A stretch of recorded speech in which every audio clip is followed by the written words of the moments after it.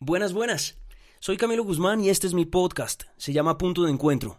Y es precisamente nuestro punto de encuentro para hablar de la música, las canciones, los artistas y la vida. Es un espacio para que reflexionemos juntos y nos demos la oportunidad de escuchar la música y las historias, pero también de sentirla, vivirla y compartirla. Bienvenidos al cuarto capítulo. Desde que me acuerdo he sentido tanta atracción por la música, por la radio y sus historias, que se convirtió en mi diario, en mi trabajo. La cajita de memoria más amplia del mundo sin límite de almacenamiento. Durante casi 100 años, cada canción que sale del parlante cuenta una historia distinta. ¿Cuántas historias? ¿Cuántos oídos y corazones puestos ahí? La radio, mi trabajo, mi día a día. Por eso hoy quiero contarles cómo esta cajita empezó a funcionar en nuestro país, porque me enteré que fue mi tatarabuelo quien puso a funcionar por primera vez la radio en Colombia. Esta es la historia.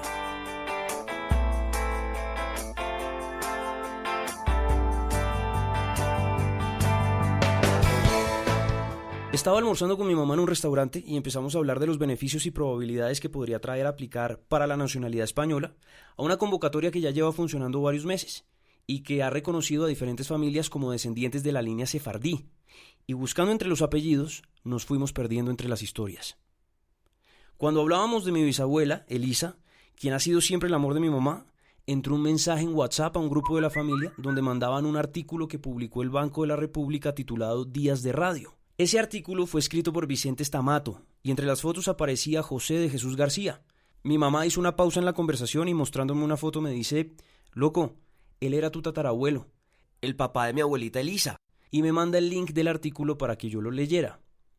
Stamato cuenta que la primera emisora, por primera vez en Colombia, empezó a funcionar en Bogotá.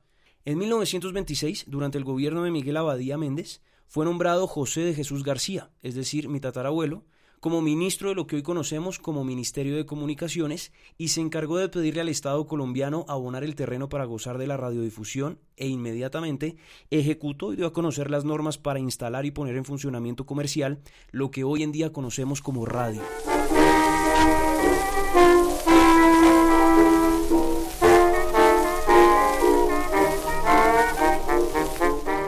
Un par de años después se aprobó el decreto 1182. Ese decreto decía, abro comillas, se establecen las condiciones en que el gobierno puede conceder permisos para la instalación de estaciones transmisoras de perifonía, cierro comillas. Una vez la ley ya estaba en vigencia, mi tatarabuelo se puso en contacto con técnicos extranjeros para instalar y poner en marcha la HJN. Así se denominó la estación de perifonía. Y hablamos de perifonía porque recordemos que para la gran mayoría de colombianos era una novedad escuchar sonidos que salían de una cajita, y como las radios de la época eran tan costosas, la manera de amplificar las ondas era por medio de un perifoneo. En ese abril de 1928, firmas alemanas llegaron a un acuerdo para hacer efectivo un contrato donde se levantó una pequeña sede en Puente Aranda, y ahí se instalaron los equipos transmisores y las antenas de radiodifusión. Ya con equipos de antenas, todo se iba poniendo a punto para la primera emisión de la HJN, pero hacía falta un estudio, lo que hoy en día conocemos como la cabina de radio.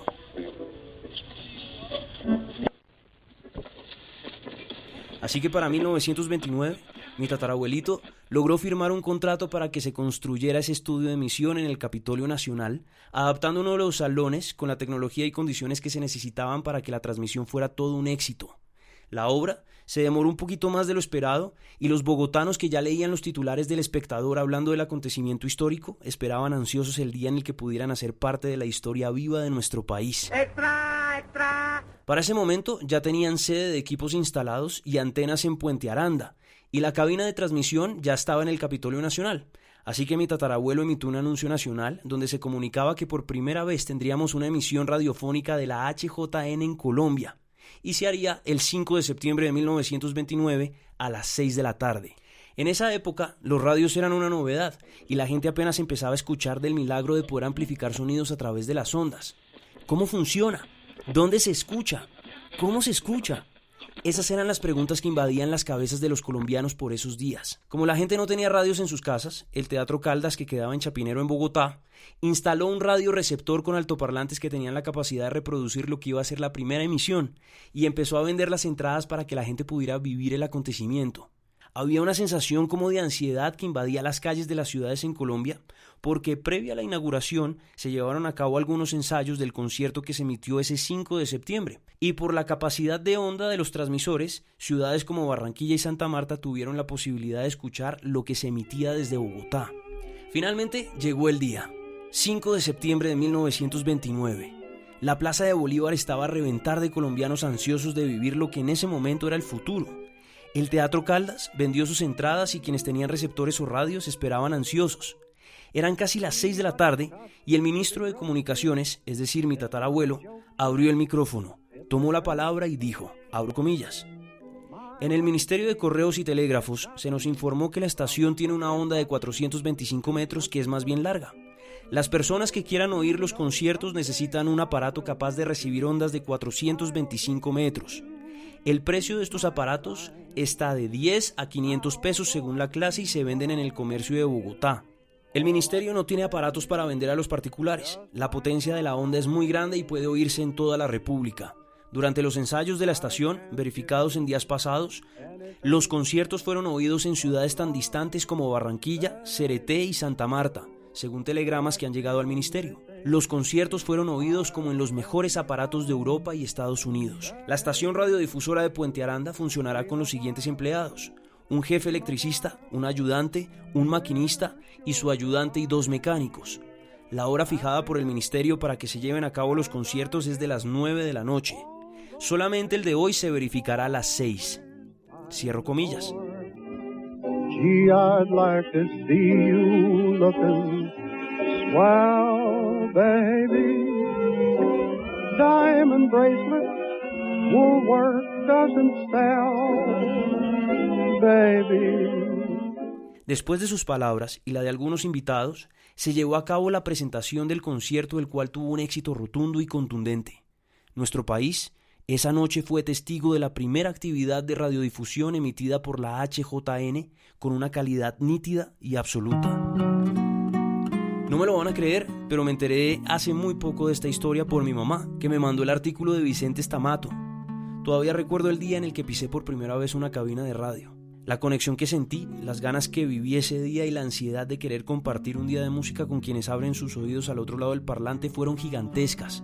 Como un imán, me llamó ese micrófono y atendiendo ese llamado me presenté en W Radio como voluntario, sin recibir un centavo, para aprender a usar la consola y descubrir la magia de hablar por el micrófono. Me gradué de Comunicación Social y Periodismo como mi tatarabuelo. Han pasado 16 años desde ese momento en el que salí por primera vez al aire y cada vez que estoy ahí sentado, unos segundos antes de entrar al aire, siento cómo el mundo se detiene en ese espacio entre usted y yo, cómo ese sonido del micrófono abierto empieza a hacer combustión para que en microsegundos pueda llevarle mis palabras hasta sus oídos. Siento un calor en el pecho y una pasión que no les puedo explicar y que hasta hoy no tenía explicación alguna. Como en Coco, la película de Disney, esto es una pasión heredada. Yo sabía que esto que sentía en el pecho era algo mucho más grande que las ganas infinitas de hacer radio. Mi tatarabuelo hizo todo para que hoy tengamos funcionando la radio en Colombia y como si fuera una conexión con el otro mundo, aquí estoy, viejo mío. Aquí estoy haciéndole honor a tu labor, entendiendo el origen y el porqué de mi trabajo, ese trabajo al que le debo lo que tengo. Esa oportunidad de hacer radio es gracias a ti. Donde quiera que estés, tatarabuelito mío, te agradezco por abrirle al país el camino para comunicar y creer en esta cajita. En esta cajita que empezó a funcionar ese 5 de septiembre de 1929 y que se ha llenado de música, de historias, de oyentes y de corazones. Tengo un compromiso contigo y conmigo de hacer lo mejor que pueda cada vez que esté al aire sentado enfrente de un micrófono. Hoy te doy gracias por poner a funcionar esa cajita llamada radio.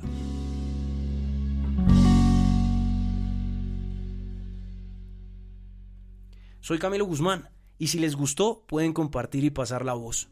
Ya estamos disponibles en Apple Podcast, Deezer, Spotify, Google Podcast, YouTube y Spreaker. Cualquier sugerencia o duda también es muy bien recibida. Nos seguimos viendo en Instagram, @CamiloGuzmánS, y pronto aquí, en un nuevo capítulo en nuestro punto de encuentro. Un abrazo para todos y hasta la próxima.